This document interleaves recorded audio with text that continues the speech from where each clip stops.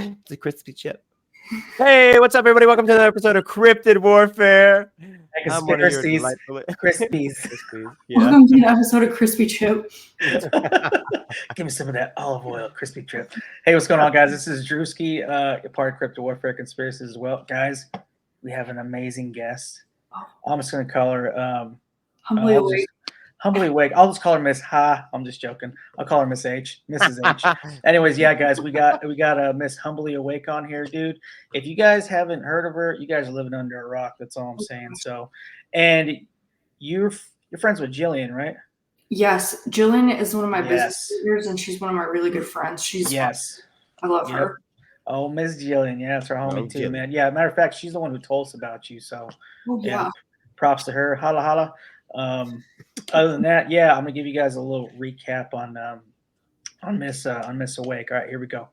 Okay, so she teaches people about the deception going on in Hollywood, aka Hollyweird, specifically helping people read skeletal structures, guys. That's definitely a big thing. That's something we're definitely going to be tapping into today. Vaccines, the jab, opened up a gateway to everything on that, and she goes by Miss Humbly Awake. So appreciate you coming on.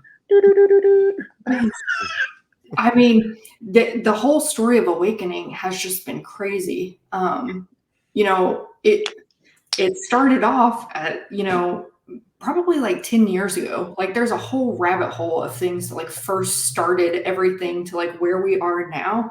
Like I wasn't always this awake, but like there were things that happened in my life that like slow seeds planted by different people in my life that kind of led me to like where I am now.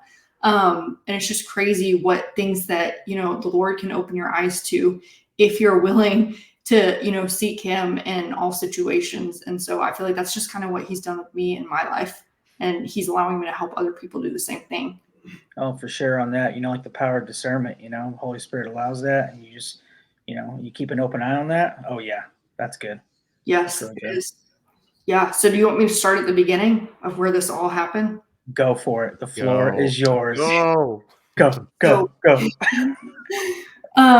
Well, I first got married when I was 19 years old in 2014. I had just turned 19 years old. And me and my husband's first year of marriage was really, really, really rough. There was like infidelity, there was porn addiction, there was everything.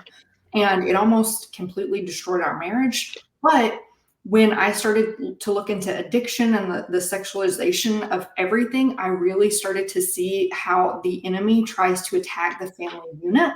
Sure. And then I started to see the spiritual warfare through that. We got really involved in a church and, a couple that invested into us. And so that was like my first awakening to like the spiritual warfare going around in the world and how much the enemy hates the family unit and is trying to, harm God's original design of things and to, take away the blessings from his creation and everything that he says was good. So that was the first time that I felt like the Holy Spirit really revealed something of spiritual warfare to me. That was like in 2014 and 15. We're really good now, but that first year was like terrible. Yeah. After that, I felt like, we had a baby. So we had our first child in 2016. And I used to work in healthcare. I used to be a medical assistant and I used to administer vaccines to pregnant women really, really, really bad. I was in school for nursing. I got my CNA license when I was in high school, and I really wanted to become a nurse because I thought that that's, helping people. My whole family is in the medical field, always has been. So that was the career path that I went down. I was working at my mom's doctor's office as a medical assistant, and then I got married, left. And then when we had our first baby, I was one of those crazy people that was like, you're not allowed around unless you've had your, Tdap and flu shot, like crazy, paranoid. We know that, God doesn't give us the spirit of fear. So I was definitely operating out of not anything from him. And I think it was with my second child that I was terribly afraid of SIDS or, something happening, just like my baby randomly dying. And I remember the same friend that spoke truth into me about our marriage and stuff like that told me, you know what, that's not what, babies don't just randomly die. And I was like, what do you mean they don't just randomly die? What is SIDS? And she was like, I don't think you're going to like my answer, because she knew how passionate I was about the vaccines. And I was like, what is it? And she was like, it's vaccines. And I was like, what? And then it just like kind of clicked in my mind, like, oh, wait, it makes more sense that if you inject somebody with something, like they could potentially have a side effect rather than somebody just randomly dying for no reason. Like that makes a lot more sense. Yeah. And so I went down that rabbit hole and then was blown open to the corruption going on and, you know, the enemy's designed to keep us enslaved, sick, unhealthy, stuff like that. So that friend was placed in my life, I feel like really strongly for those two reasons, to speak those truths into me and to help me see what God was showing me. So after that, like 4 years later, my husband put in a religious exemption for all of the vaccines in the military, and he was facing a dishonorable discharge. And that was the time, that was in 2019, and in 2020 is when COVID happened and everything shut down. So I think that was the time where it came out about like the Wayfair or something like that, during the 2020, where everything came out that there was like elites and like the pedophilia and child trafficking and all that stuff. And that was another awakening for me, you know, where stuff like Monsters, Inc. finally makes sense. Like where the movie Death Become Her, stuff like that with like the adrenochrome. I don't know if you can say that on here without like getting flagged. I don't know how podcast works, but hopefully this doesn't get you shut off. But I was just looking into stuff like that, and that was the next awakening of how truly evil the world was, because I don't think I was really aware of that. I thought that a majority of people were just like good people. I didn't realize the extent of people hurting children specifically. So that was like my third awakening to what was happening in the world for truth. Well, that really shook my faith, and I had to really dig deep and see, like, why do I believe in the Bible? Like, where did the Bible come from? Like, how can we say that it's like accurate? And so I went through a whole rabbit hole down there and was able to like confirm, got the answers for myself that what I believed was true. And then that was 2020. Oh, so shortly after that, we came back to the States, and I saw a friend on Facebook about how everybody in Hollywood was inverted and actually men. And I was like, what are you talking about? Like, I couldn't really see what she was saying. So I was like, how is she seeing this? Like, I can tell that somebody looks a little bit feminine or manly, but like, I can't spot out exactly what you were saying. Like, I don't know how you know that. So that took me down the whole of like Eyes on the Right. I think it was Not So Secret Society's podcast at the time.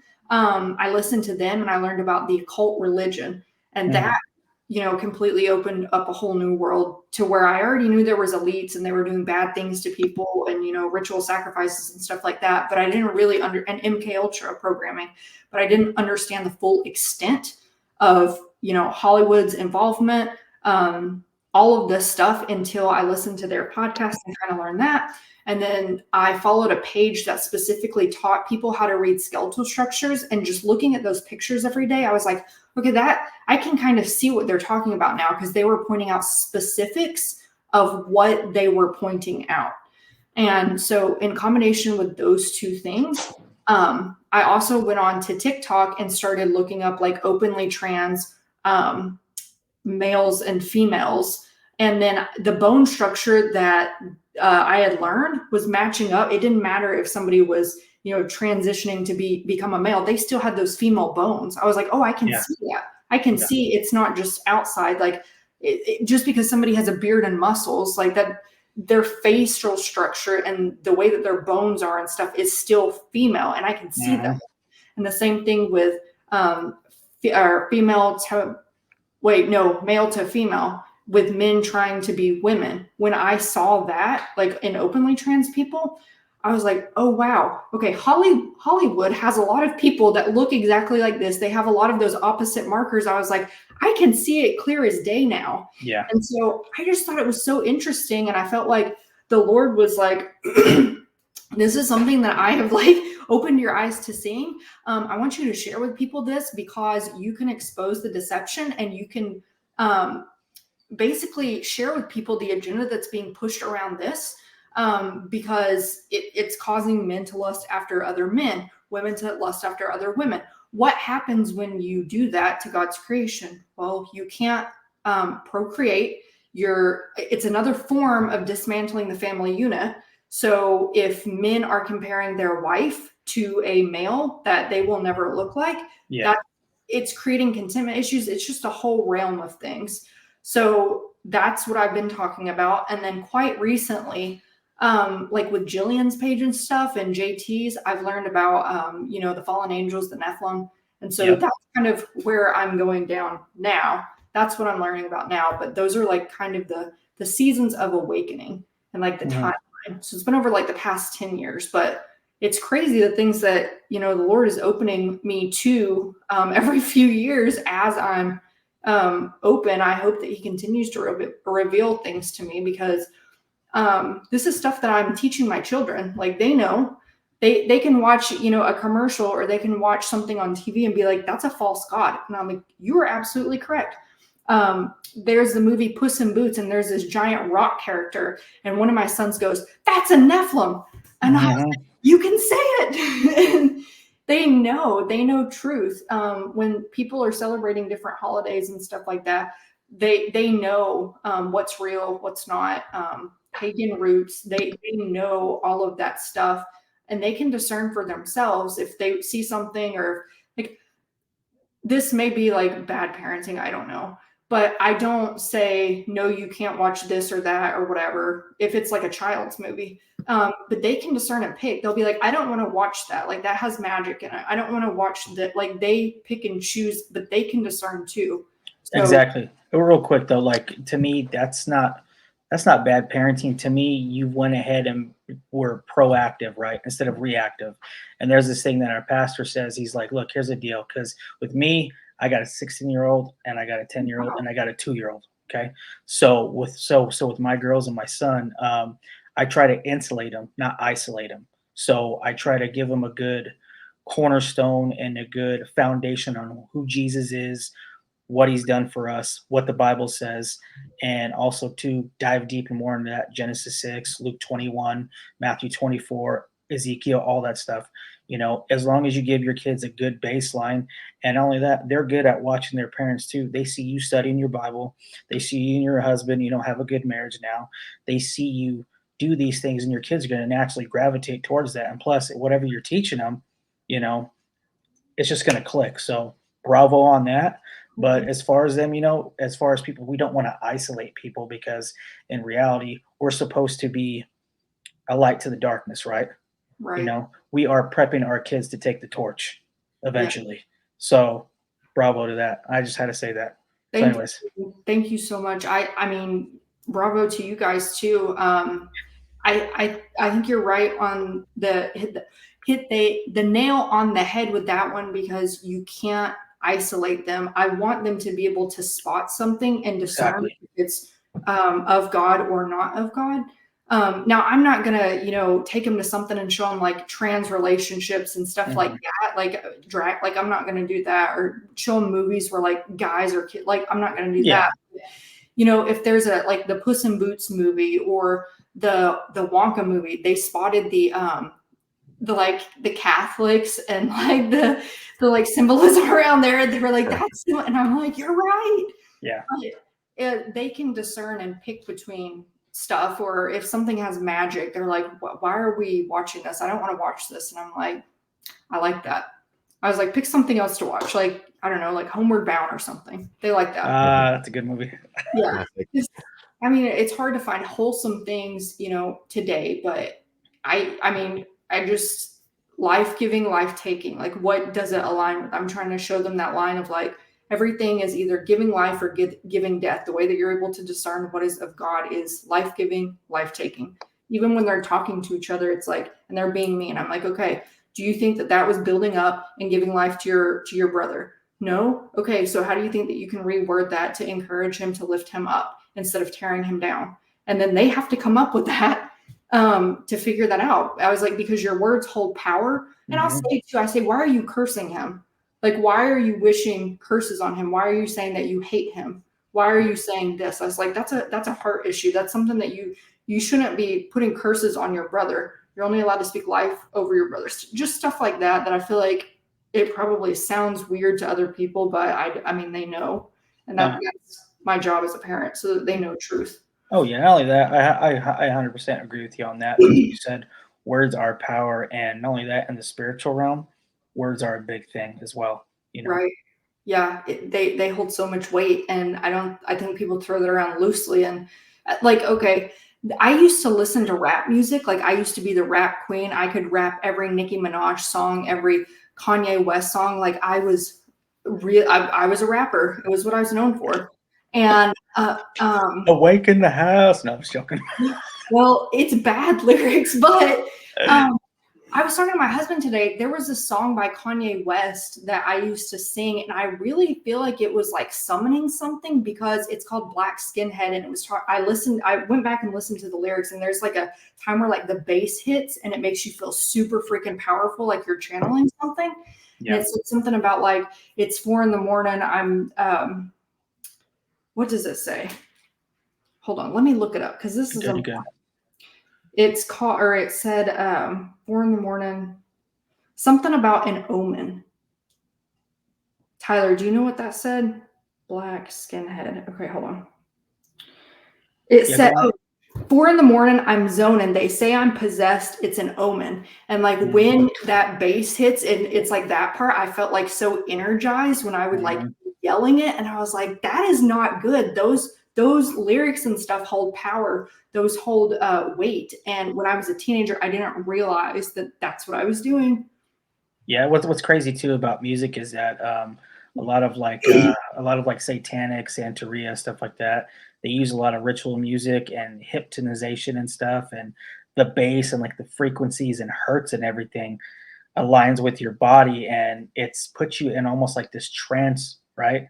It does that, and yeah, it's just amazing. Satan knows what he's doing, man. He ain't stupid. He definitely knows what he's doing. He really does. And even there's a troll song. We went and watched Trolls, the newest one. And, oh yeah, that's the one where that girl has the guitar and she's taking over everything. No, that's the second one. That's okay. It's the third one. Okay, I've watched them all. Like, yeah, my kids love. Okay, I like it actually too. I mean, it's good, but my kids have been singing the songs, and when I listen to one of the songs, it's called "Take You to a Better Place." Take you to a better place. Hold on, let me read this to you, and you tell me what this sounds like to you. Because I was listening to the lyrics, I told my husband, I said, "Do you hear what they're saying?" I was like, "I'm pretty sure that means something sexual." Like, and in like the Sing movies and stuff, like I feel like some of those songs are like really sexual. It talks about hold on. Okay, it's talking about, if you let me show you the way, you can love me on the way. We're flying up to outer space. I want to see you so excited. It's just like talking about like, I feel like not like the progression of the sexual act. Yeah. Yeah. It's losing control. We'll go to a place that you only know with me. It's just like, what is that song about? And my kids are singing that, and I was like, absolutely not. No, we're not doing that. Yeah. Well, there was another part, like in that movie. I don't know if it was the first or a second one, but it was that long, like giraffe troll character, and then he talked about, I had a sarcasm once. Yeah. And I'm like, oh man, and I don't even know if they said sarcasm before that. I'd assume so, but But just backtracking real quick, I just want to say how amazing and awesome it is just that you do bring up curses to your kids, because a lot of people, that's what they do. They do not teach that stuff in church. It's something that I'm more recently really like taboo, man. They don't like to talk about it. Yeah, and it's so wild, because I never thought that the way I speak to myself, good or bad, can invite something good or bad. And mainly like the bad, of course, are these disembodied spirits that it's almost like their cue, or their mantras or their phrases, and that's what kind of lures them to you, and then they'll kind of like latch onto you. Well, those are basically almost like green lights, like you said, Zick, right? You're just giving them the green light to go ahead and attach themselves. And dude, it's just so crazy, man. I've seen people and they're still in like just a downward spiral, and it's been like 10 to 15 years now. And I'm like, dude, you just got to get out of it. I mean, honestly, like, build a relationship with Christ, because I wasn't a Christian right off the bat. Like, I just started following the teachings of Jesus, and then I became a Christian. And it's just so wild, how supernatural this life is. And there's an amazing book from this guy, because I don't want to get any books that cover, at least right now in my life, topics on spiritual warfare. I didn't want to get them from any pastors in America. I kind of really wanted to focus on someone from Africa or so. This guy, oh my goodness, like, I got his books. I mean, the formatting is not the best, but it's the message that he speaks, and it is incredible. Within 2 weeks, I've noticed such a massive difference, like just in the way that I feel and like my acts of kindness that I do to my wife, like doing the dishes. I know, like, I really don't mind doing them, but for some reason I just hit a slump, and I knew it was spiritual because I didn't mind doing them. I've done them since I was a kid. Yeah. Will you send that to me when we get off of here? Because I feel like, okay, have you heard about this? How, demonic influence and stuff can enter in through traumas. Like, that's why it's in movies, like, where stuff like that. I feel like on social media, this can be like my issue too. Like, when I was growing up, I was like never protected as a child, and I was always gaslighted, and I almost died from it because I had such a severe autoimmune issue that went undiagnosed for years that I was slipping into a coma and I was going to die. So, and my mom never believed me. And so now anytime somebody like doesn't think that I know what I'm talking about, like that I like my mom didn't think that I knew what I was talking about, that I had been a certain way for years. She just thought that I was just like crazy and like whatever, like blew me off and thought that it was very dismissive. So when people do that on social media, I don't know why, but it like triggers the crap out of me, because it's like, do you not think that I've researched this? Do you not think that I know what I'm talking about? Do you not do you think that I would just be talking out my butt here? Like, and I feel like that's where I need help with, I feel like the enemy can use that area of me because he knows that that's what's hurt in me. Yeah. To bring out a side that is not what God is wanting me to do.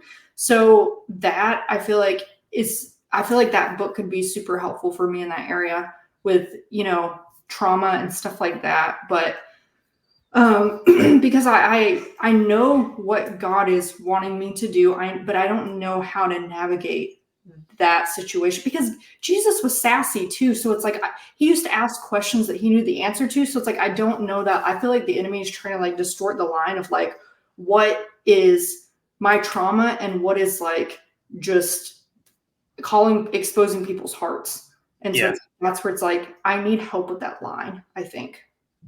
For me personally. Yeah. But yeah, there was something else that I was going to say and I completely forgot what it was. I do that often. Yeah, it's like there was like you had said something and it was like two things. It was like the trauma entering in through like movies and stuff like that, and then I completely forgot it was something else. Yeah, we talked about music and what is it? Words. Energies. And words too, yeah. Frequencies, hertz, words, opening up, basically giving them a green light, attaching themselves to you. This is what it was. I have seen like a demonic man. Like, okay, so this is my spirit or my gift of seeing discernment. So I don't think that I can physically see something. I mean, maybe I can. I feel like something, but I have the gift of discernment because when I went to, where did we go? The Bahamas. Where did we port that one time? That we went to Senior Frogs or whatever to grab something to eat. Nassau or something. Anyways, that doesn't matter. We went to this place called Senior Frogs to get something to eat because it was like a close place and we didn't want to miss the ship.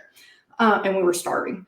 So I go in there and it's like this giant bar, but there are some people there that have like a glaze over their eyes. And when I walked by, like I could see the way they were looking at me. I was like, that person is like possessed or something, because the way that they were looking at me, they had a glaze and it wasn't them. Like it was soulless and you could see. And when you walk past and you can feel like darkness and like eerie, like that's what I felt around a couple of them. And I was like, okay, you know, with certain kind of drinking and stuff, like you're allowing spirits in. It's like, I don't know. I just thought that it was weird that I could discern that. I mean, I can discern when something is like on, you know, social media and stuff like that too, based on like what somebody's saying or having a conversation or watching them or something. Like you can hear, and sometimes you can hear like demons manifesting in people too. But I just thought it was like weird to see it in real life because the people didn't say anything, but just their presence and like the way that they were looking, it was like, that's not good.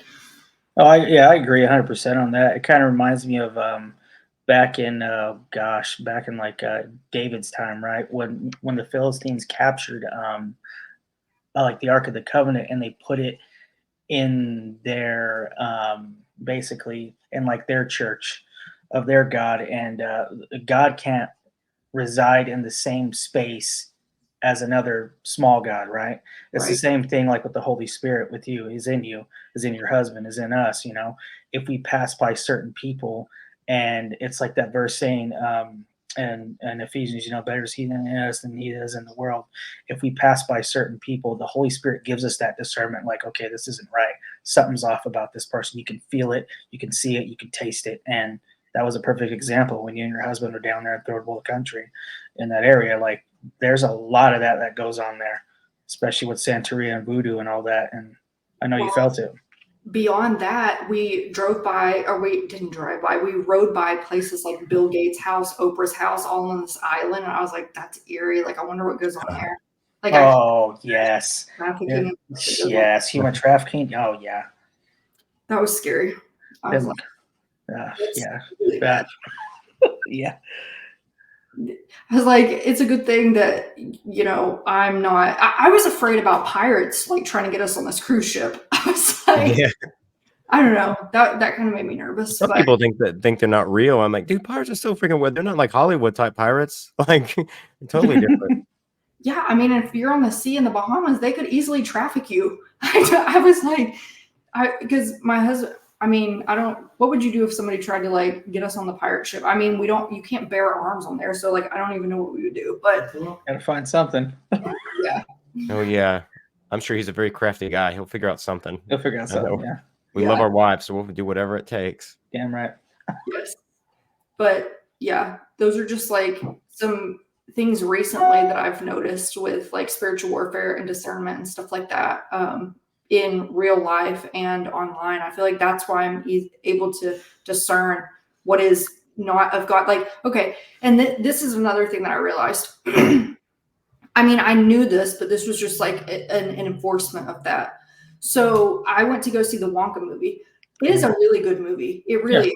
It's like there's a lot of symbolism in them. I watched it with one friend who's awake, and we looked at each other at certain parts and we were like, and then I went with another friend and she was like, I don't know what you're talking about. So like, you definitely have to be awake to spot it. But we watched it, and the characters, he is very endearing. But then you go onto Timothy's like page and stuff, and like some of the like satanic stuff on there, I'm like, you are a deceiver. I'm like, something's not good in your spirit, and I'm pretty sure that you have a female skull. I was like, that is not like, that's not those are not male bones. But I can watch movies and see, but then you also like, I don't know, you get taken away to a movie where everything's like nice and happy, and then that's what makes people idolize, because they're like, they would never do that, blah blah blah. You know what I'm saying? But then you go to these actresses page, and then you see like you see pictures of them with like blood hanging out their mouth, and like you see the androgyny and the way that they dress, like Harry Styles, like you see all of these things, and it's just like, that's freaking weird. But they make you fall in love with them through the movies and the music and being endearing and casting spells and like all of those things. Yeah, wolves in sheep's clothing for sure.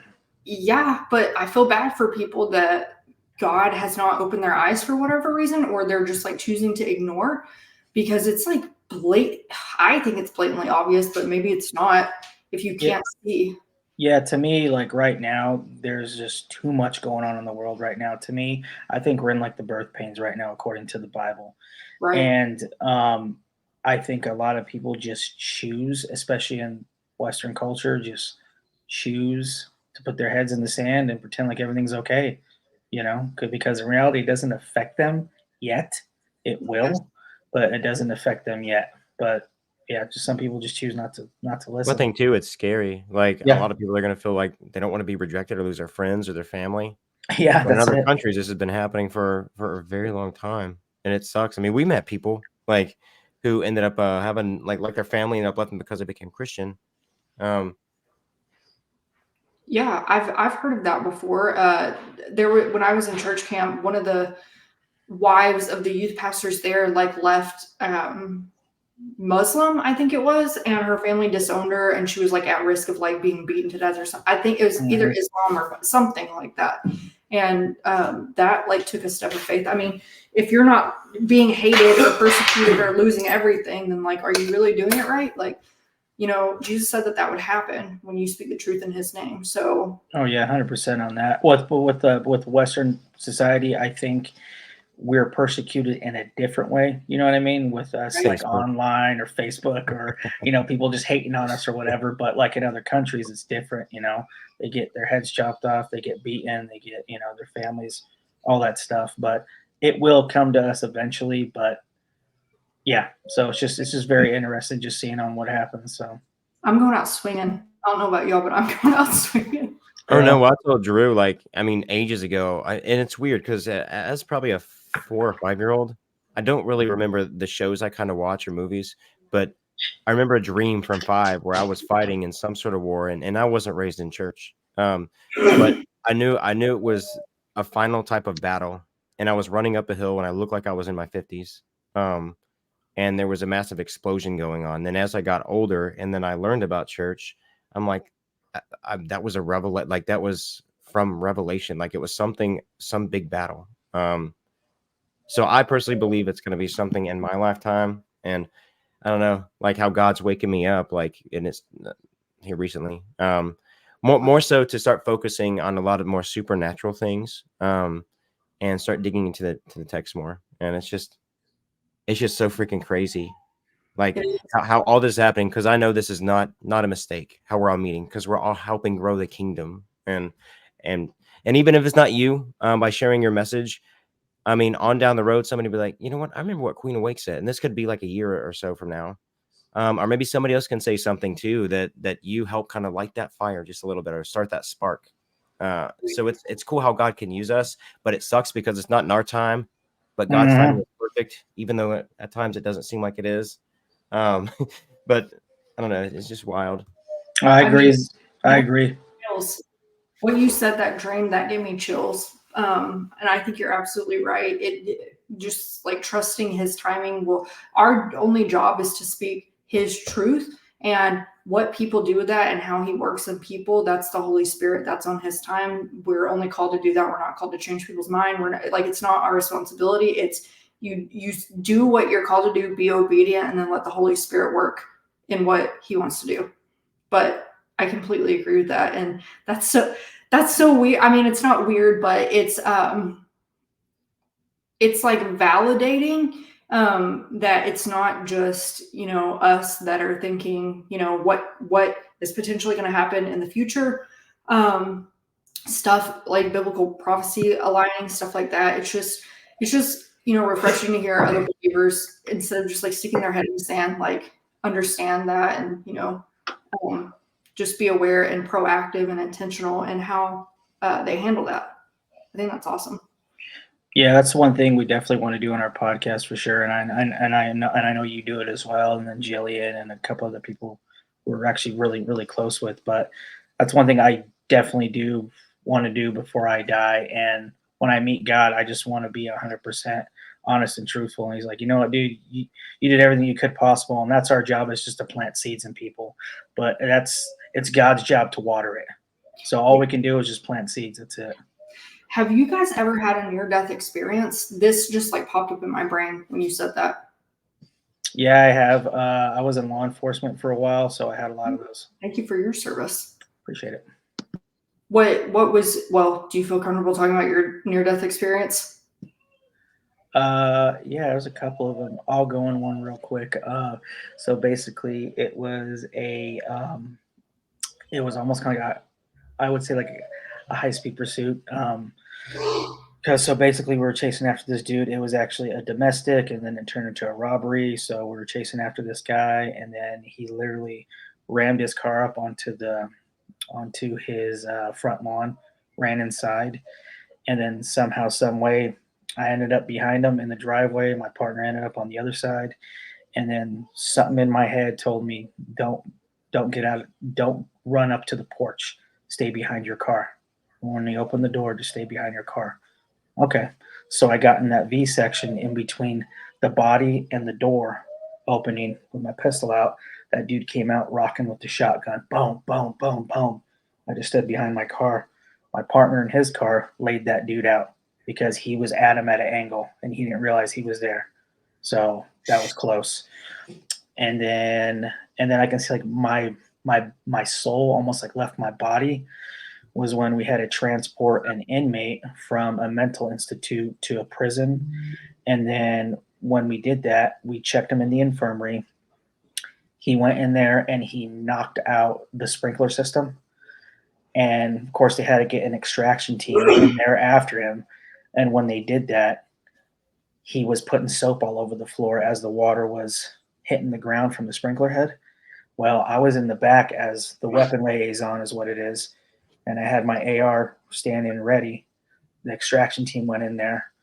Well, all the extraction guys slipped on the ground.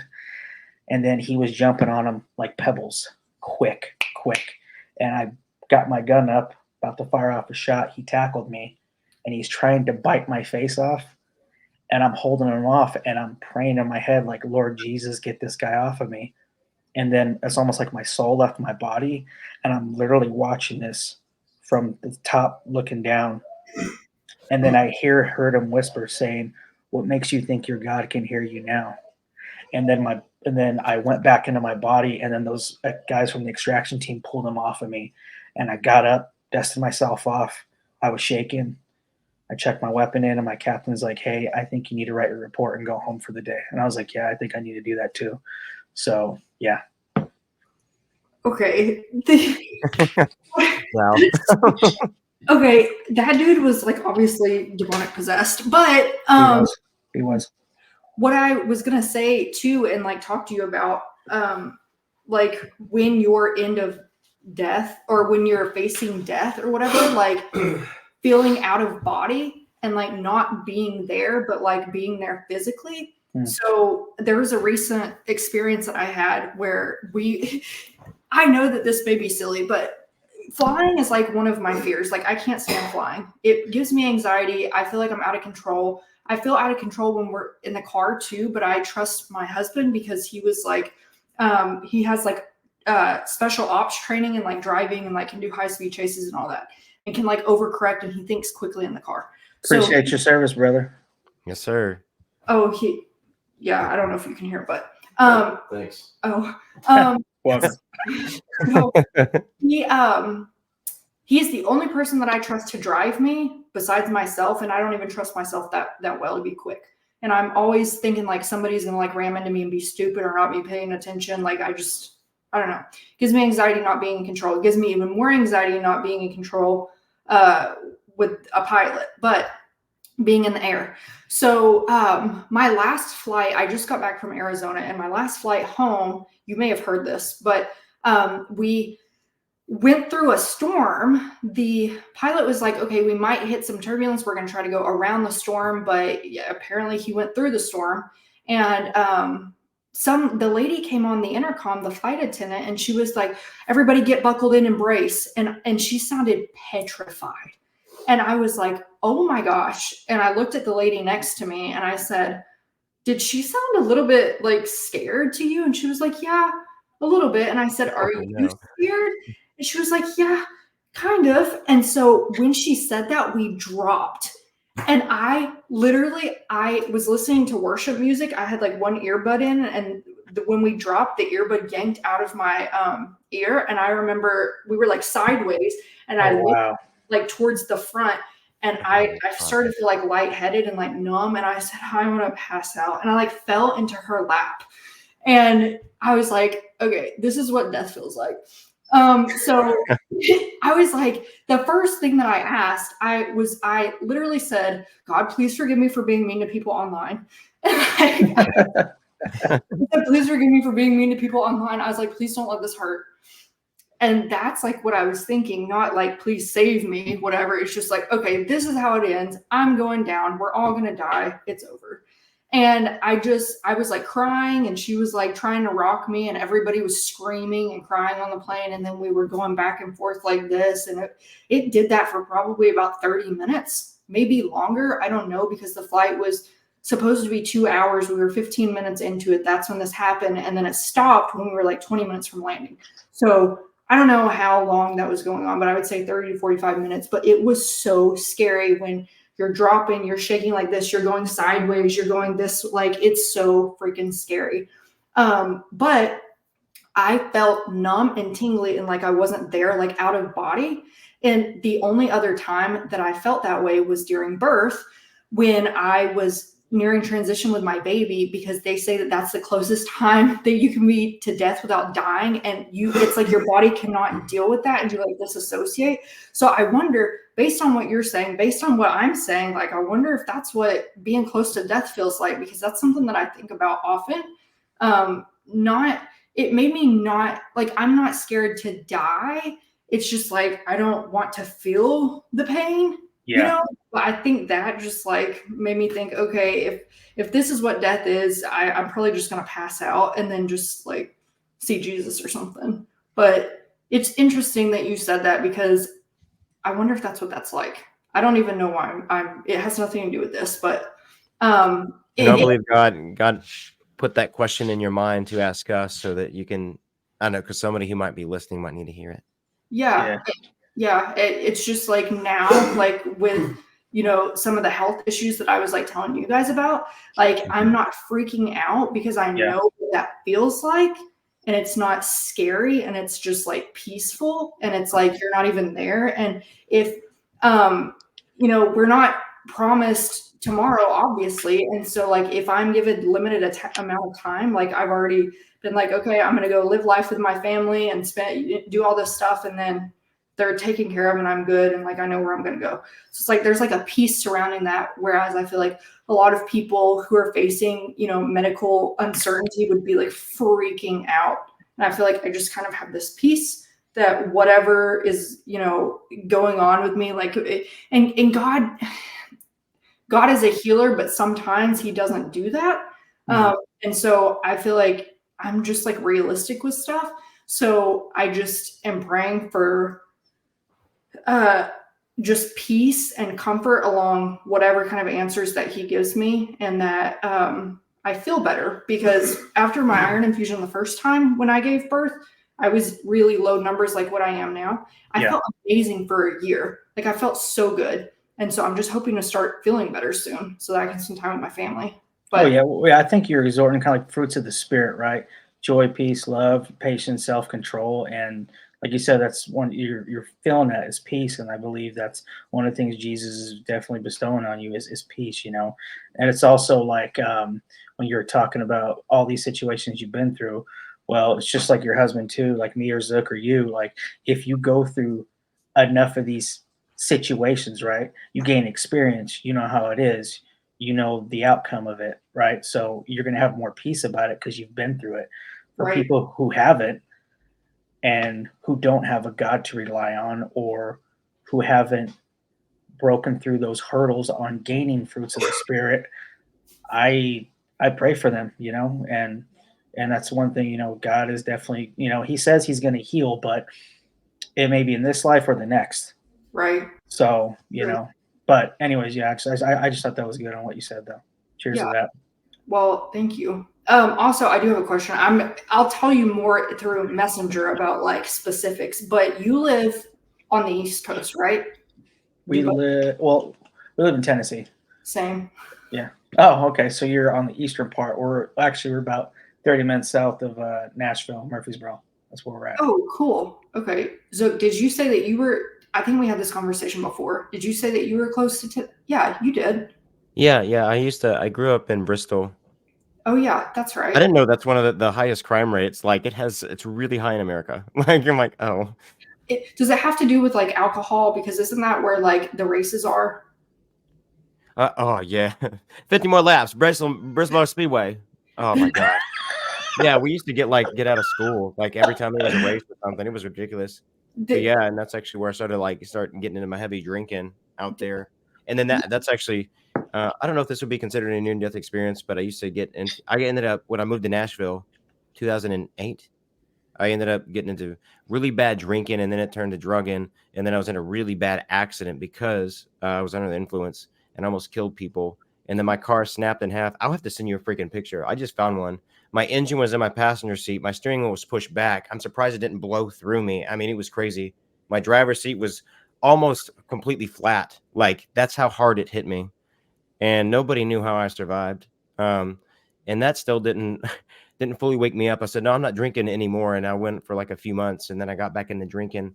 And it wasn't until I moved out of the city and moved in with a girl that and I went to massage therapy school with who practiced witchcraft, and that's when I'm like supernatural. It's got a hardcore testimony. Yeah, like and that's when I'm like, dude, freaking demons are real. Like, I need a savior, and that's where my journey like kind of started. What? Okay, that's a testimony. You said, I don't know if this is a near-death experience. What were you conscious for any of that? Well, let's see. I blacked out when I was driving, and it took me about a month to regain my motor skills back again. So, and that just, I know it's just so wild, the little things we take for granted. And I'm being like dead serious. I couldn't get my fork to my mouth when I was trying to eat off my plate. Like it kept going to my forehead, even though I would try to move my mouth to the fork, and then my hand would just move away from my face. It was so frustrating. So then, so I would look, this might sound bad, but I would just look like a cripple, like just throwing my hand on the plate and just going, just trying to scoop like the potatoes and meat and stuff into my mouth because I was getting so freaking hungry. And I don't know, it was such a wild time, but it was very humbling. And then that God really put a lot of perspective for me then. But back then too, I was also a big womanizer. And when I moved back to Nashville, I moved in with a girl I was dating, and then she eventually peer pressured me into drinking again, even though I didn't want to. But I ended up, I think 2 months later, then I ended up like getting out of the city, and I moved in with the witch. So, but some of the stuff there, like I wasn't dead, but I told this to Drew, and like he actually brought this up, but because I didn't even think about it. What was it, like a incubus, succubus? Succubus, yeah. Yeah, like I mean, me and her, we had like a strong, well, it wasn't really a strong relationship, but it was an interesting relationship, and I knew that I was possessed, but I still didn't give over myself fully because I was doing all these things, and I was watching myself doing it or watching myself saying it, but I knew it wasn't me. Like, and it only happened while I was in that house. And it was just so weird. And then I would see shadows and in the corner of my eyes, and then I would look, nothing was there, and then I would feel things around me, like something actually touching me or trying to strangle me. It was weird. Okay, you know what? That just like came to my mind. Okay, that's your near-death experience. That's as far as you get away from God and death. That's your near-death experience where you feel like out of body, but you're still there. That's scary. Yeah. Dude, I'm getting the chilly billies. That's yeah. No, that's an amazing testimony. So what was the ending? How did you get away? Oh man. Well, God opened up a big door. I was there for probably like 8 months, but I had been homeless too as a kid, so I didn't want to go back to living on the streets. So I toughed it out there. Maybe it was like 6 to 8 months, but throughout the process, I think I moved there in February, and then it was I think late February, I heard about a church, but I'd been burnt out of church at that point because I would just church hop, and I'm like, man, is God even real? Why have I had such a difficult life? Like, it just doesn't make any sense to me. But God never gives us more than what we can bear, and He always knows what we can handle, and He always provides a way out. And I was just ignorant to that because I had a victim mentality. But anywho, I started going to this church, and then I would just made friends, met people. I started learning like my living situation was not really ideal, and I need to get away from there. And I needed friends from there to actually tell me that's a toxic environment. Because Right. I didn't know like what was going on, like if I should just stay there and tough it out or whatever. And then my pastor was like, "No, you need to leave. Like that is demons." I'm like, "Okay, I can't argue with that." So then I moved a few more times after that, and every place I moved to, it was a different kind of spiritual warfare. But it was, I don't want to say it was better, but it was not as heavy as it was in that house. Oh my gosh. And then yeah, then I met my wife like 2009 I was baptized, and that's whenever it started getting really crazy in that freaking house that I like that witchcraft with. Dude, it was wild. Wait, you were saved in the house with the witchcraft? Yeah. Ooh, I'll just be up because like I mean about it, but I mean me and her like we were intimate, and there were and even before her there was many others, but like I literally felt like parts of my soul were literally being stripped away. Really? And then over time, that's whenever Drew brought it up, like, she was a succubus. And I'm like, oh, or incubus. A succubus. A succubus. So yeah. Okay, Demons. What was that? What is a succubus? That sounds okay. Okay, yeah. So basically, a succubus is a woman demon entity that basically deals with males, and an incubus is a male entity that deals with females. That sounds like sex magic too. Exactly, that's what it is. No, it actually it really was. It was crazy. Like and it bothered me for like years. Even after I was a Christian, I didn't realize how many dark things I was in, because I used to be in the ghost hunting and crap like that, playing on Ouija boards, thinking it was all bogus. I would go to graveyards late at night and conjure up all this stuff. I have a lot of freaking crazy stories, but that stuff follows you. He does. Like crazy, man. I was like a freaking light. But the one thing I do remember her saying, and then also there's this this ex-Satanist John Ramirez, and I know he brought it up too, but the girl who practiced witchcraft, she would just say, "No, I can literally tell Christians because they literally show up as balls of light. Like they stick out more than anybody else in this world." And I'm like, that's interesting. And then fast forwarding from then, after I was baptized and stuff like that, that's whenever I was filled with the Holy Spirit, and then that's whenever I'm like, yeah, I need to leave. And then I was around like a loving community and stuff like that who helped guide me and walk me through that process, because it was very difficult. Because I just say I'm bullheaded and I'm stubborn. I may not seem like it, but I am. Just that's my wife. Yes. No, I mean, Medina Purpose knows. But yeah, and then I think after a few years, and then I met my wife, and then from there it's like history. It's cool how we met. What? How did you meet? Strip club. No, we met in a college group. Yeah, no. He called her from a truck bathroom. No, I'm just joking. Call number 5. Oh.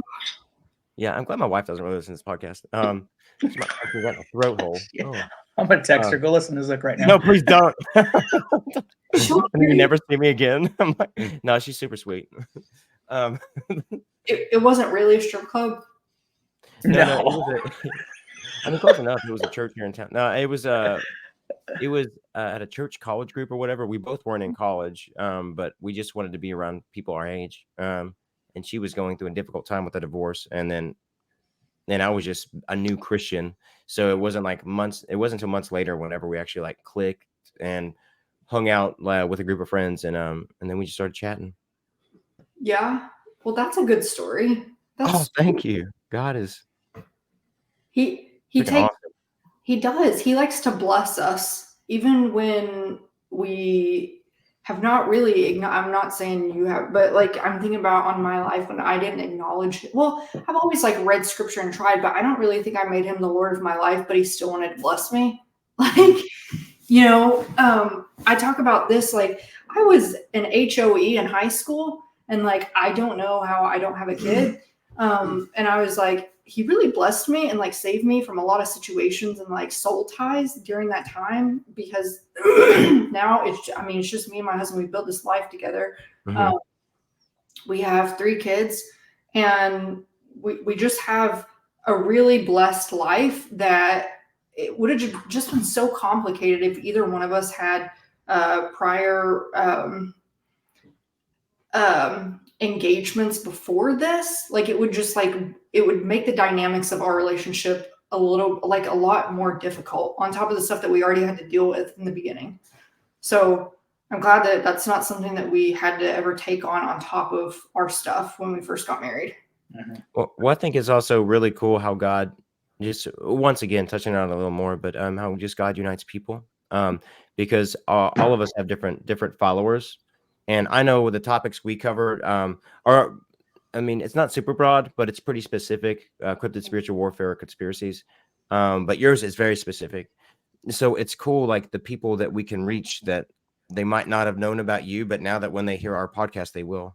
And it's so cool. Like, I don't know, just the timing of God and how it works. Because this year, I mean, I felt like this yet last year, but there's going to be a massive revival on so many levels this year. Like, I mean, so many people. I mean, since 2020, I mean, the truther movement started, and just so many people have woken up. But it's interesting because not as many people are being killed. So that's a good thing because there's so many truthers now. Like, it's really hard to shut up the masses.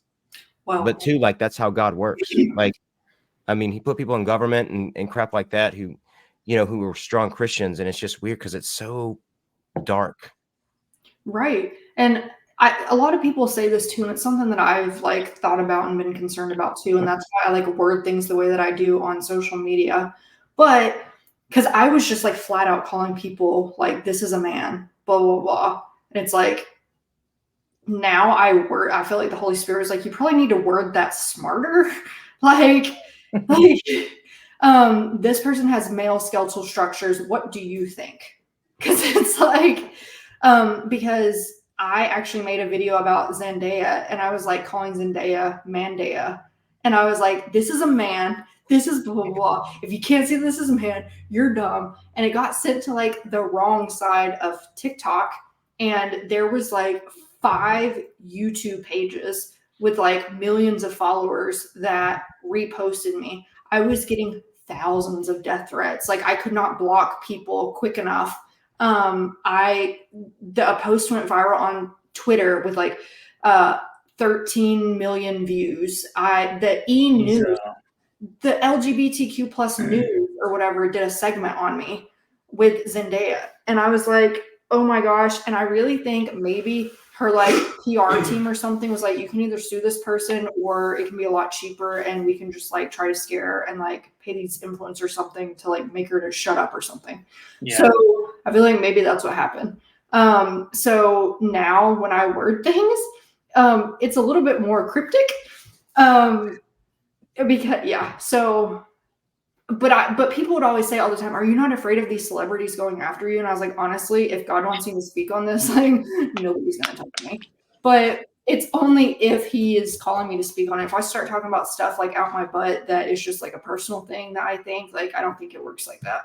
But if he wants me to do it, then there's nothing that can touch me. With my husband, he got kicked out of the military for his religious beliefs. Nothing could touch us because he was walking in obedience, and it was God's timing and planning. He got an honorable discharge. He could have got a freaking court martial. Like, it was a terrible experience, period. But like, I feel like he really gave us mercy during that time. And he always provided for us via opportunity, via, you know, roof over our head, even if it wasn't the safest environment. Actually, I'll tell you this. So when he got kicked out of the military, we didn't have a lot of family support.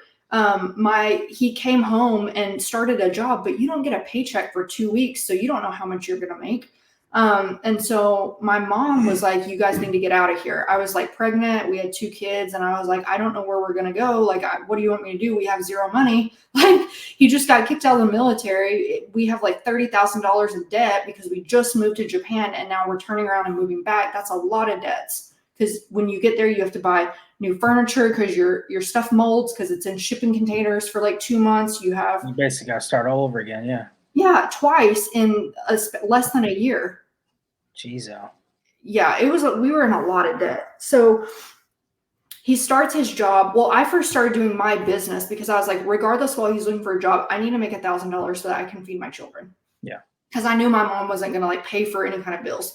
So I worked really hard, and I was able to do that very quickly. But while he was looking for a job, I was making enough to like cover any expenses that we had. Then he started the job. And I don't know if you guys know this, but like during the time period where housing was like, people are coming from California and buying stuff right off the market. We could not afford anything that was more than $1,000. So we went in contract with a house. It fell through. My mom was like, you need to get out now. And I was like, she was like, you might have to be living in your car. Like, I don't know what to tell you. Like, you have to get out. She said, don't you wish he would have just taken that vaccine now? And I'm like, no, absolutely not. No, I don't. So it was like a punishment because she didn't agree with his choices, that she was like, you're your own person. You're an adult.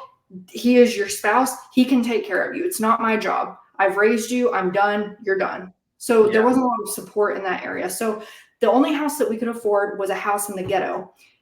There was a meth house beside us that blew up. We had a drive-by shooting in our backyard. It was just, there was people on drugs, tweaked out. We were right next to the homeless shelter. So people were walking back and forth on drugs. He was gone in the middle of the night a lot. So I was there by myself.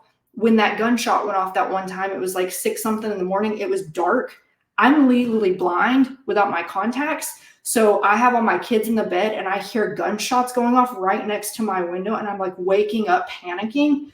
I'm like, I can't get my kids. I don't know where the gun is. Like, I literally cannot see. And it's black and I'm freaking out. And then I hear sirens going and it's just like, I'm panicking. So I was like, God, please let me get us out of here. And so that was my motivation to work my business to the point where I was able to get us out of that situation, because it was just not safe.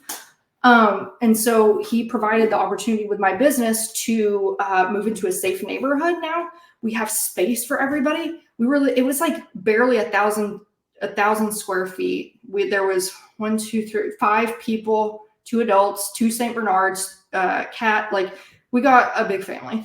So now we live in a house that is big enough for us, but we can also host people if they need it. We are able to have community here, whereas like we didn't even have a driveway or anything. We could park like 2 cars in our driveway. There was no room for anybody else, and people didn't want to come over. They were scared. So he provided us with that, but then he allowed me to help other people out of situations like that, to help themselves. Like, there's people that I was helping that were living in government housing that were facing CPS situations and they had to get out of there. Like, help those kinds of people that are in dire situations. And so I feel like with the stuff that I'm doing now, that's kind of like what I'm helping. I'm helping people break out of, because now he's home full time. Like, we get to homeschool our kids. Everything's fine. I have a friend that her husband is on a deployment right now. And, you know, she needs help with her kids. Like, she's got 3 kids, a dog. And so if she tells me, she gives me the word, I'm driving 12 hours to go pick her up and bringing her and her family here. Like, but I have the finances and I have the flexibility to go do that. My husband's here. He can help with the kid. Like, he goes to the Y every day. He can, you know, take all the kids to the Y so that she can have a break. Like, there's all kinds of like help, but we wouldn't have been able to help to that magnitude if there wasn't this opportunity that he gave me. And so it's like, now my passion is helping people, like, act like, prayers are really good, but like being able to help somebody and be like, I'm going to pray with you, but I'm also going to buy your groceries for the week. I am going to pray for you, but I'm also going to drive 12 hours if you're struggling and bring you to my house and help you. I'm going to pray for you, but I'm also going to, I don't know, do whatever I need to do to be there for, like, bear your burdens with you. And I feel like he's given me the opportunity to do that now, and then to teach other people how to do that as well. And so along with the waking people up, I feel like I'm able to do both things. Like, here's some issues going on in the world, but I can help you with solutions.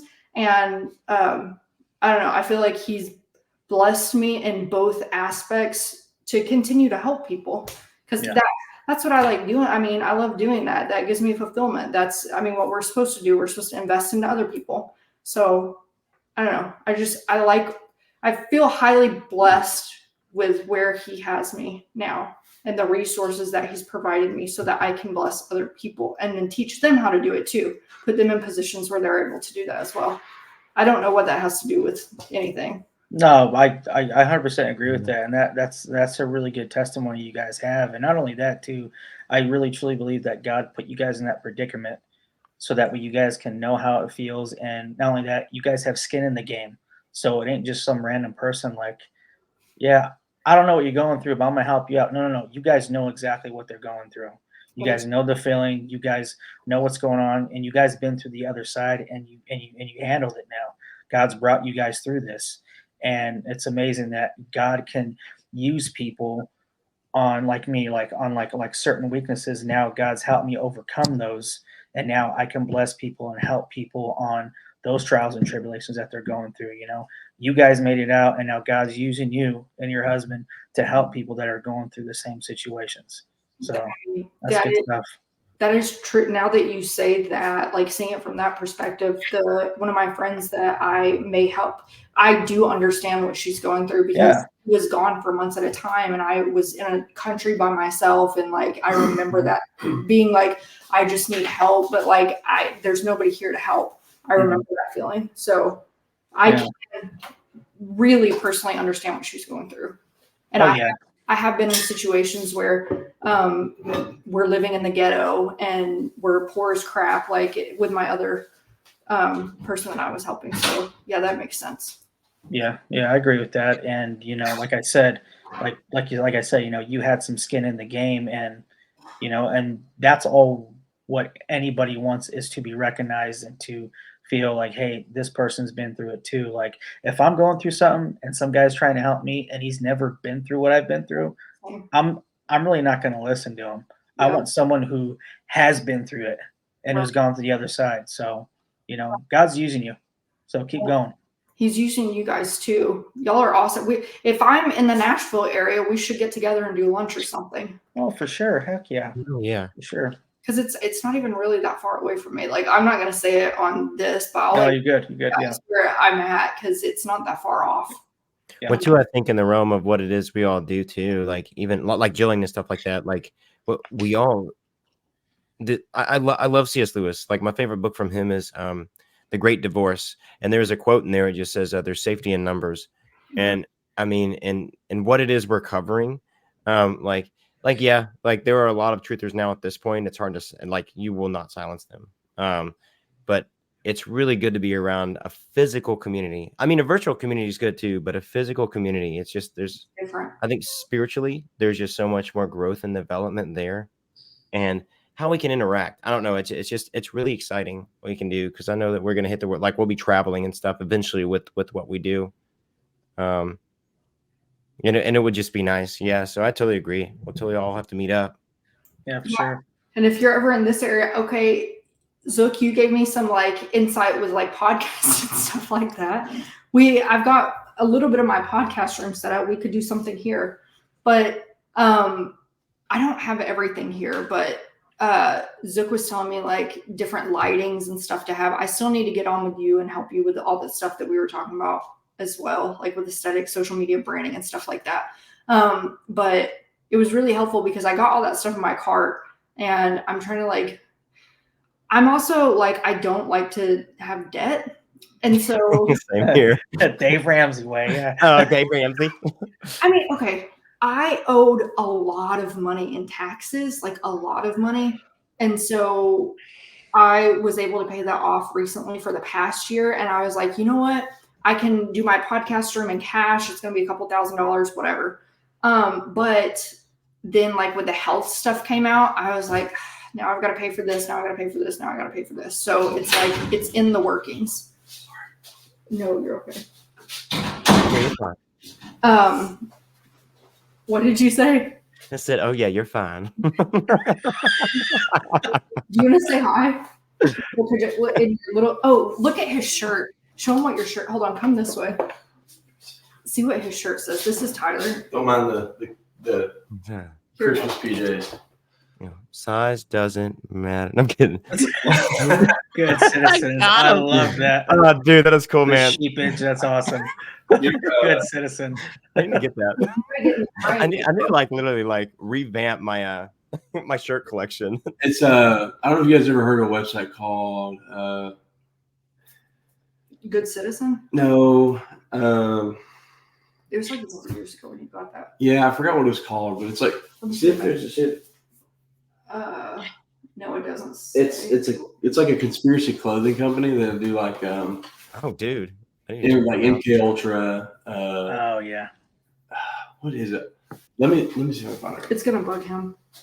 Well, I'm the same way. Well, like, it's gonna bug me too because I want to get that shirt now. Yeah, no, now I'm gonna cry myself to sleep. So please, hopefully he'll find it before like what is it here? It's 10:17 here. Hopefully he'll find it before midnight because I'm gonna be up all night studying trying to find this website. I had another one that it had Bill Gates and Bill Clinton, and it says best friends or like the Friends logo. Oh yeah. Are they on the phone with what's his face? Hey, Bill Gates, we're best friends there, buddy. The voice. Oh man. No, okay. You guys go shooting and stuff. Mm-hmm. Training a lot, yeah. Yeah. Okay. Because I see y'all's pictures about that. I was like, that looks fun. Yeah, we do a lot of hunting and a lot of shooting. So a lot of guys. Are you guys preppers too? Yeah, I am. Drew is big time. I'm like time. getting into it. I mean, I have like my get out of town get out of Dodge like bag and stuff in my trunk all the time. Well, and I have food in the closet. Well, with me, what kind of got my butt into gear, a really big side note, was when I was in law enforcement. When I was on the SWAT team, we had to do a lot of, I guess, EP protection, executive protection, a lot. And I went underneath the Denver International Airport and just saying. So, yeah. So I'll just lay it out there. So that kind of got me going, on what the hell's really going on. But that was back in, huh? Are you allowed to say what's under there? I only saw a part of it, and then I got stopped by MPs, and then we had to let our guy who were doing protective detail on meet the governor of Colorado, and then that was that. Then we just had to wait for him. So anyways, yeah, that was back when I lived in Colorado. But backtracking onto that, so that's what got me into prepping and all that on what the hell are they doing? What's going on, so. Oh, it's called Forbidden. It's called forbiddenclothing.com. I'm on it, forbiddenclothing.com. Yeah, I'm going to type it right now. Check, copy that. They have so many shirts. Like, they've got one that said, it's like a bunch of sheep. They have toilets for heads. Cheap head. I see it. It's on now. You totally ruined me. Where's Waldo? But it says, where's the flu? Oh, yes. I love it. I want to get one instead of where's Waldo. It's crap. Epstein Island. Where's Epstein? We know he's alive. Oh, yeah. And that's how we're going to get flagged right there. There we go. You don't know what things flag podcasts yet. Oh, it's ridiculous. Yeah, I mean, I'm still going to post this on YouTube. If we get shut down, people will still find us. That's all right. So, what, baby? Hey, here's the thing, Z. There's always Rumble, dog. It's all good. Dude, I know you have been uploading stuff on there, and that's what Drew was telling me. Like, that we'll have other platforms and things like that. And plus, if it happens, so what? We'll just start over. Like, well, they can't shut up our mouth either. Like, I'm chatty. No. Kind of. That's one thing that held me back for a while. Like, because not just, I'm just for my family and stuff like that. And I'm like, dude, God's got us.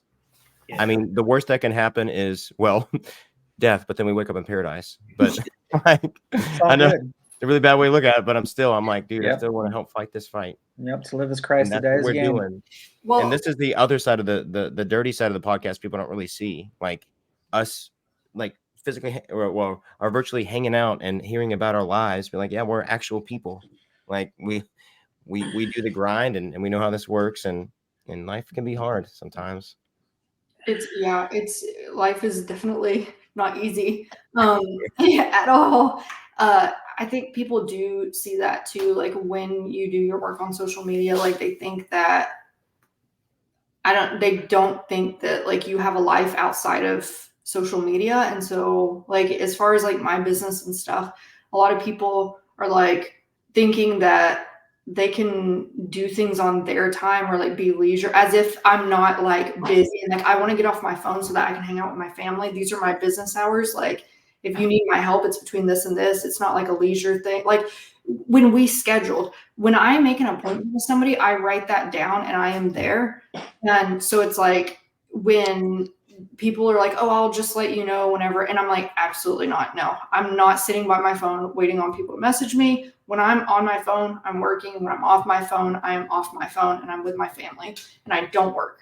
So, but I don't think people realize that, or if you try to set an appointment, they think it's like rude or something. And I'm like, okay, I have an assistant too. And she was like, why do people like think that you're not busy or that you're, I don't know, like being rude? You're just, time isn't valuable. Yeah. Like they're like, well, I'm super busy. And I'm like, what am I? What am I? Do you know how many people are, messaging me or asking for help? Leisurely messaging. Yeah, I'm just, it only takes me 2 hours to respond back to everybody, but yeah. I'm not busy at all. So yeah, some people, they confuse busy and productive, and a lot of people, they just do things to fill in the time. Yeah, I'm very intentional. If I am on my phone, I am working, unless I'm waiting around and that's why I don't like doing it. I just like to do appointments. But when you become a creator instead of a consumer, you're not on there like consuming. You're on there or messaging or doing stories. That's probably what takes a majority of my time. My videos, I can record in like literally 2 seconds. I'll go and look at a video and save it and then write out the script, hold it right here and record it in 2 seconds. And I can use that over and over. But what takes a minute is my stories, because and the editing and all that. Yeah. Yeah. Or when people ask me a lot of times I'm on my phone, but it's from my team calling me and needing help. Like, what would you say I'm doing the most? Probably like follow-ups and messaging people back that are wanting my code, and then maybe the team calling me and saying, I need help, blah, blah, blah. What do I do with this? Like navigating a bunch of people all at once. Because I feel like literally 10 people need me all at once. I've got my baby. I've got my 2 kids right here asking me for stuff. I got you asking me for stuff.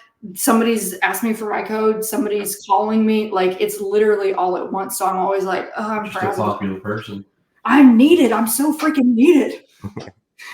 I like nighttime. I like to like watch movies at night. I probably shouldn't waste my time that way, but I like to watch movies at night because it's a way to de-stress. Yeah, it calms my brain, because then I don't have 50 million people needing me all at the same time. My brain cannot work like that.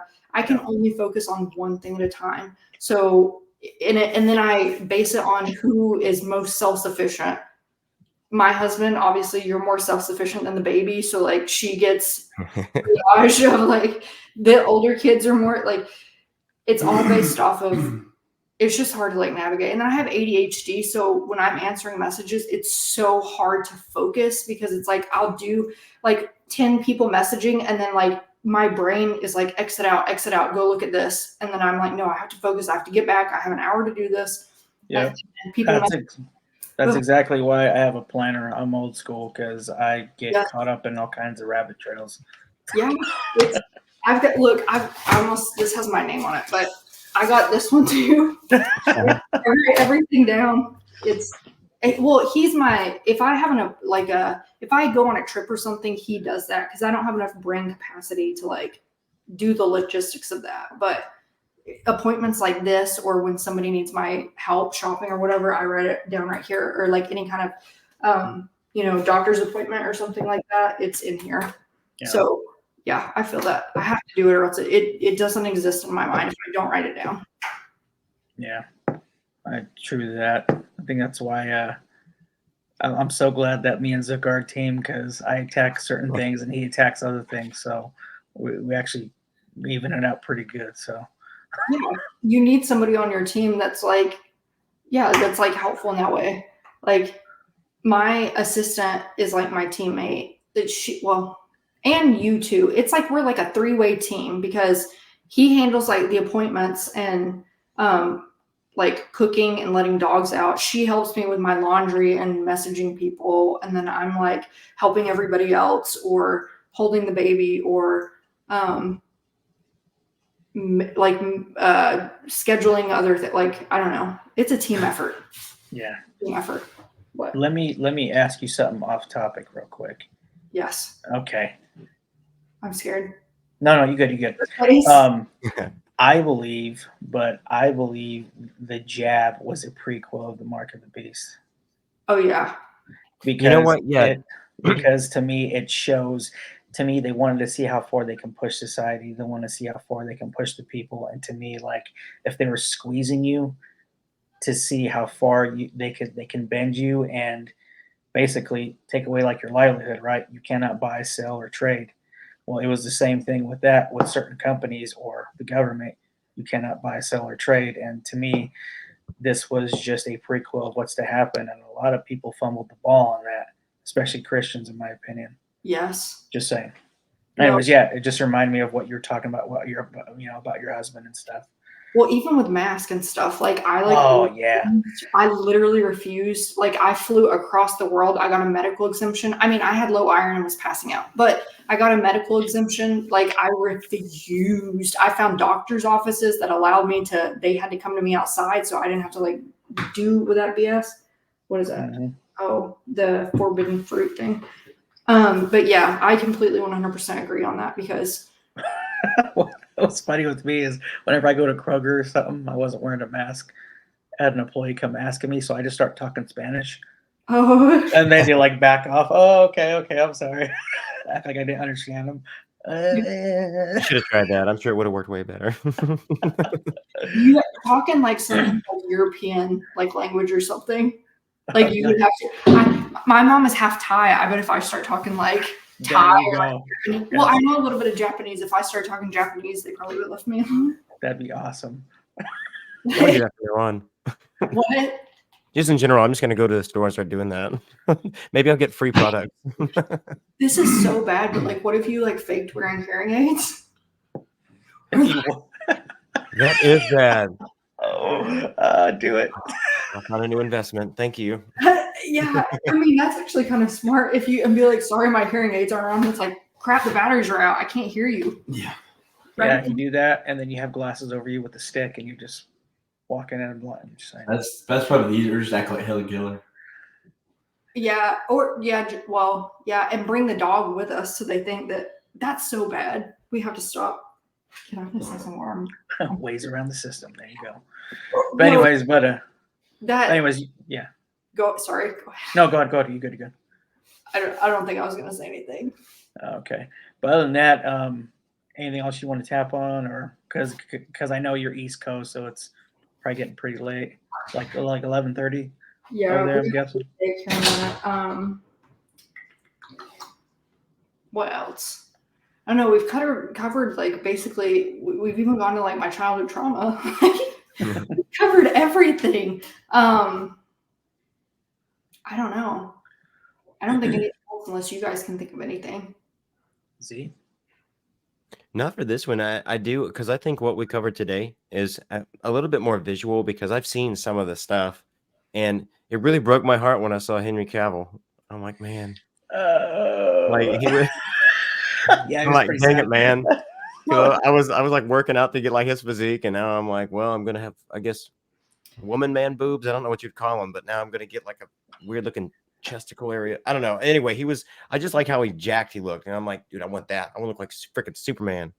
Okay. Not anymore. I guess I'll be Supergirl. Like, we didn't even talk about that. We didn't even talk about like skeletal structures. Maybe that's another episode. I don't know. Unless you guys. It could be. Yeah. Like, I was just thinking. I guess it could have been another one. Or somebody else I was following on social media. But yeah, it sucked because they just showed like a close up of his face, and they're like, now look at the way Henry walks. I'm like, oh gosh, he doesn't walk like a woman down steps. Yeah, but I mean, sometimes I do too when I'm carrying a lot of heavy groceries. But I don't know. I'm like, oh man, I don't know. That's just crazy. And I'm like, I don't know. It's just this topic. I never would have thought anything about this until like a few months back. I didn't think it was a thing. But now it's just how deceptive and desperate people can be to get what they want in this world, and just how the devil can twist things. Well, demons. Yeah. Well, beyond that, it's like there's something called a female and male gaze. Like it's energy too. Like when like females carry, we were created differently. So like typically, I have kind of dominant energy ish. Like I'm like pretty forward and stuff, but like in certain situations, like my husband, like on the shooting range and stuff, I'm very like submissive. Like probably the only area where I'm like direct, and we were talking about this, direct and like forward or whatever is in my business and on this topic or something of faith. But like in all other areas of life, like you guys could step in and lead, and I would just be like, you know what I'm saying? Like, I don't try to like outman men, because I mean, like even sometimes like with you, like at the shooting range, when he took me to the shooting range last week, like he was in charge of that experience. Like I was just like kind of there in the background, like looking for him to tell me what to do. Like, and I was talking to him. I was like, I am basically your helpmate. Like, you tell me what to do and I will do it. Like, I'm not going to sit there and like buck you and question you. Like, if in an emergency situation, if you say, go do this, I'm not going to sit there and try to reason with you. I'm just going to listen and be like, okay, and go execute whatever you just told me to do. So when we went to the shooting range, I kept looking back at his like leadership for reassurance. I was like, tell me what to do. He was like, do shots in the head. And so I was like shooting off in the head and like looking for his approval. Like, okay, did I do this right? Like, what do I need to work on? Critique me. And then because I'm thinking like, okay, we're going to have to use this skill one day. Like, it's going to have to be me and you. So I'm going to have to, you're going to be the team lead, and I'm going to have to listen to whatever your direction is. So we need to get used to you saying, you do this, and then I will execute it. And if I'm doing something that you are not agreeing with, or you think that I need to improve, critique me so that I can do that. Then he's like, go, okay, good, go do this. And I kept looking back, like, am I doing that? Like, is this what you wanted? Like, is this good? Because like I said, like the way that you were teaching me to shoot was different than the instructor. Yeah. But if we're working together, I'm going to follow you and what you're teaching me. Yeah. So this goes back to like the energy, or like masculine and feminine energy and stuff. Like women naturally yield to men, right? When the man is like leading and like being selfless and like killing himself to his family, because women know, you know, you have my best interest, you have the family's best interest at heart. Like, I'm going to trust you. It's harder when guys aren't doing that. Like, if a guy is being selfish or like not leading or whatever, like it's harder for a woman to like trust that you have like the best intentions. So it's harder to yield to that. But there's I mean, you guys know so many differences in male and female, and you can see it in skeletal structure. You can see it in gaze. You can see it in the way that they walk, in their posture and how they carry themselves. Like, it's everything. God made us different in all ways. There's nothing similar about us, except I guess we were made in his image. But beyond that, we're really different. And that's a fact.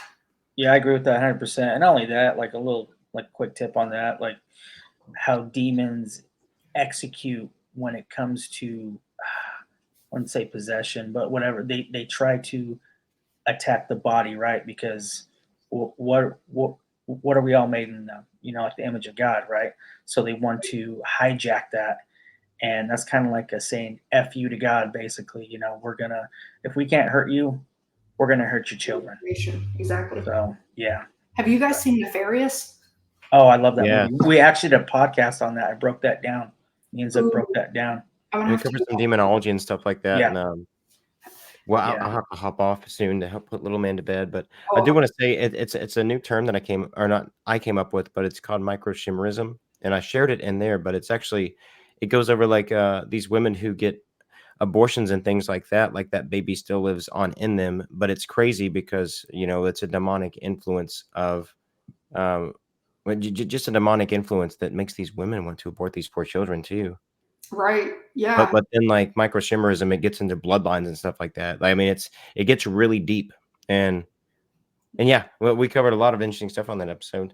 I mean, demons like require a blood sacrifice to mimic like the sacrifice paid by Jesus, and it's like counterfeit. Everything's counterfeit. Mm-hmm. So have you guys ever talked to JT and Demonor, sir? Have you ever I've talked to JT. Look, our schedules are so jacked up. So I've talked to him a bunch, like, hey, let's try to schedule something cool. How does this work? No. And then he texts me out of nowhere, hey, bro, you guys good this Friday? I'm like, well, today's Friday. I can't do it. So we're still trying to figure it out, but we're going to have him on for sure. Or we're going to be on his, one of the two. So God will make that happen. Oh, yeah, for sure. for sure. But anyways, yeah. But I know Zook's got to get off, and you guys probably got to get to bed. So, as of concluding anything, we'll just let our listeners. You just let our listeners know where they can find you, where they can look you up at, write you, all that stuff. Okay, so if you're wanting to follow along and learn how to read skeletal structures, you can find me on Instagram at Humbly _Awake _. I'm pretty sure that's what it is now. I changed it, but I'm pretty sure that is my username that on this thing. Capital H. Yeah, I don't know if that matters, but just at Humbly _Awake _ is where you can find me. Shoot me a message. Yeah, like I said, I'll get all the intel on that and off the IG and all that, and I'll plug that over to Zook, and Zook will put it in the show notes and stuff too. So yeah, thank you, Zook. Let's schedule so I can help you. Our schedules weren't lining up before, but message me on that, and then yeah, we should set up a time that we can all get together in person and stuff. That would be cool. Oh, for sure. Heck yeah. Yeah, that'd be really, really cool. Get the families. Oh, it's gonna be eating grub and talk about conspiracies. It's gonna be good. Yeah, eating like what I do daily. Yes, that's funny. But anyways, yeah, we appreciate you coming on. Thank you for giving us the time to talk. Appreciate your husband for his service too, and yeah, we'll definitely got to have you on again. So okay, maybe we can have you and Jillian on at the same time. Ooh, that'd be good. Like all high school round table. That would be so good. Yeah, we'll do that for sure. Yeah, I'll get that going. But anyways, yeah, appreciate you, and yeah, blessings to you and your family. So thank you, you guys too. All right, Z. Guys, that's all we got for tonight. Appreciate you guys, but remember, we're not wrestling against flesh and blood, against principalities and rulers of this age. Guys, keep your heads up, and remember, Jesus wins, and that's all I got. What about you, Z? Nothing. No, like I was just blown away. No, it was just a good episode, man. I really enjoyed this one. Really casual, chill, and laid back, and we learned a lot about each other. So yeah, that's what it's about. Community. Yes, I love that. Thank you, guys. Yeah. All right, y'all. Catch you next time. Bye. And bye, Felicia's.